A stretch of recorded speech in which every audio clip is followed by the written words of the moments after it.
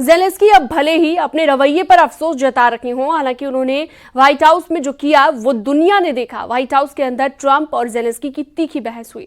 Trump के द्वारा प्रस्तावित सीज फायर योजना को ज़ेलेंस्की ने सिरे से खारिज कर दिया, जिससे माहौल गर्मा गया है। ज़ेलेंस्की ने साफ साफ कहा कि वो किसी भी कीमत पर पुतिन से समझौता नहीं करेंगे।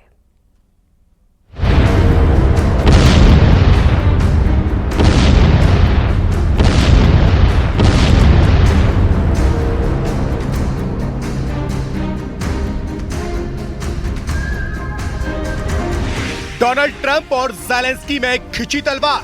He's not speaking loudly. He's not speaking loudly. Your country is in big trouble. White house में ज़ेलेंस्की ने ट्रंप को सुना दिया। You're playing cards. You're gambling with the lives of millions of people. You're gambling with World War III. On camera Trump Zelensky की तू-तू में। And what you're doing is very disrespectful to the country, this country. जिस महामुलाकात पर दुनिया की नजर थी, जिस mineral deal पर विश्व भर के देश नजरें गड़ाए थे, उस महामुलाकात का अंजाम कुछ ऐसा रहा कि ट्रंप ने शांति समझौते की बात करते हुए ज़ेलेंस्की पर लाखों जिंदगियों से खेलने का आरोप लगा दिया और फिर छिड़ गई व्हाइट हाउस के अंदर मेहमान से ही जंग। Don't tell us what we're going to feel. We're trying to solve a problem. Don't tell us what we're going to feel. I'm not telling you. Because you're in no position to dictate that. Remember this. You're in no position to dictate what we're going to feel. We're going to feel very good. You will feel influenced. We're going to feel very good and very strong. You will feel influenced. You're right now not in a very good position. You've allowed yourself to be in a very bad position, and he happens to be right about it. From the very beginning of the war. You're not in a good position. You don't have the cards right now. With us, you start having cards. But right now, you don't. You're playing cards. You're playing cards. You're gambling with the lives of millions of people. You're gambling with World War III. You're gambling with World War III. And what you're doing is very disrespectful to the country, this country, that's backed you far more than a lot of people said they should have. ऐसी तस्वीर कभी white house से किसी ने नहीं देखी, जब किसी और देश के राष्ट्राध्यक्ष ने सुपर पावर को इस तरह से जवाब दिया हो। एक तरह से ट्रंप और ज़ेलेंस्की के बीच झगड़ा देखने को मिला। तू-तू में दोनों देश के इरादे भी दुनिया के सामने आ गए। डोनाल्ड ट्रंप ने ज़ेलेंस्की को व्हाइट हाउस में मिनरल डील के लिए बुलाया था, अपनी शर्त मनवाने के लिए, लेकिन जैसे ही सीज फायर की बात आई, ज़ेलेंस्की फ्लावर से फायर हो गए। Of course, we want to stop the war. But you're saying you don't want a ceasefire. I said to you, I want a ceasefire. With guarantees. Because you'll get a ceasefire faster than an agreement. Ask our people about ceasefire. What do you think? I gave you the javelins to take out all those tanks. Obama gave you sheets. In fact, the statement is Obama gave sheets and Trump gave javelins. You got to be more thankful. Because let me tell you, you don't have the cards. With us, you have the cards. But without us, you don't have any cards.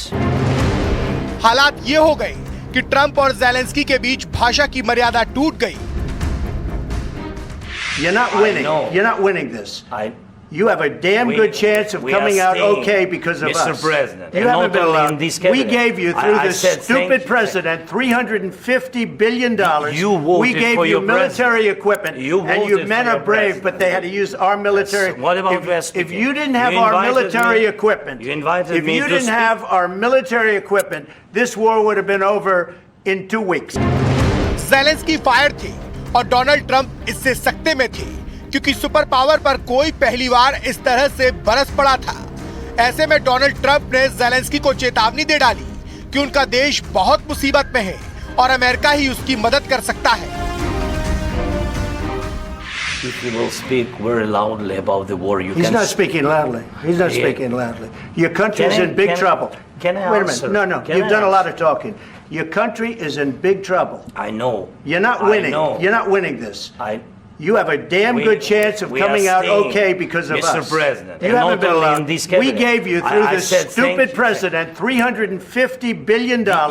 We gave you military equipment, and your men are brave, but they had to use our military. What about if you didn't have our military equipment, if you didn't have our military equipment, this war would have been over in 2 weeks. In 3 days. I heard it from Putin. In 3 days. This is something maybe new. less. वैसे तो Trump और Zelensky के बीच diplomatic तरीके से बातचीत 45 minute तक चली, लेकिन जब बात यूक्रेन और रूस के जंग तक पहुंची तो आखिरी के 10 मिनट में कूटनीति को दोनों देश भूल गए और एक दूसरे पर बरस पड़े। यहाँ तक कि अमेरिका के उपराष्ट्रपति जेडी वेंस ने युद्ध को कूटनीतिक तरीके से हल करने की बात कही और इसी पर ज़ेलेंस्की उन पर भड़क उठे। कूटनीति का नाम सुनते ही ज़ेलेंस्की का पारा हाई हो गया। उन्होंने रूस पर सीज फायर के उल्लंघन का आरोप लगाते हुए अमेरिका से ही पूछ लिया कि वो कूटनीति की बात कर रहा है, जबकि ट्रंप के वक्त में भी पुतिन ने युद्ध विराम की शर्तों को तोड़ दिया था और अमेरिका ने कोई दखल नहीं दिया।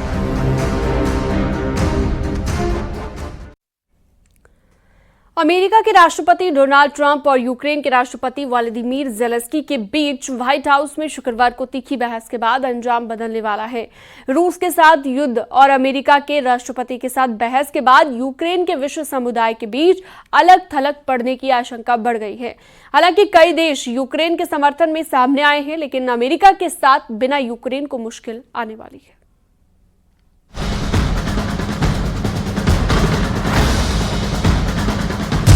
ट्रंप और जेलेंस्की के बीच बहस के side effect. Obama gave sheets and Trump gave javelins.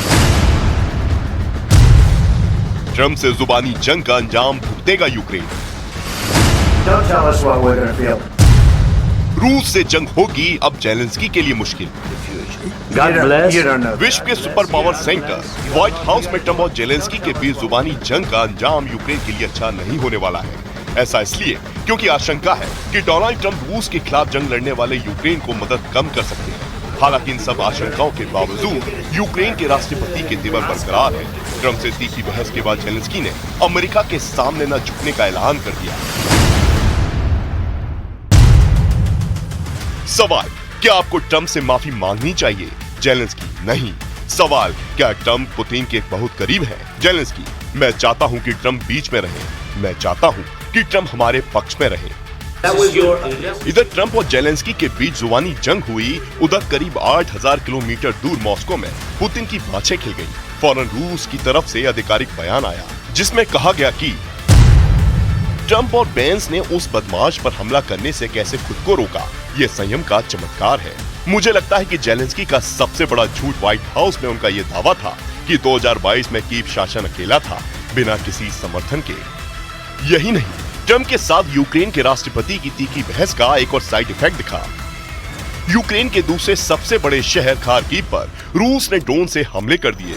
Kharkiv पर एक साथ 9 रूसी ड्रोन ने चिकित्सा सुविधा और अन्य ठिकानों पर हमले करने शुरू कर दिए। इस हमले में यूक्रेन को काफी नुकसान हुआ और 7 लोग बुरी तरह से घायल हो गए।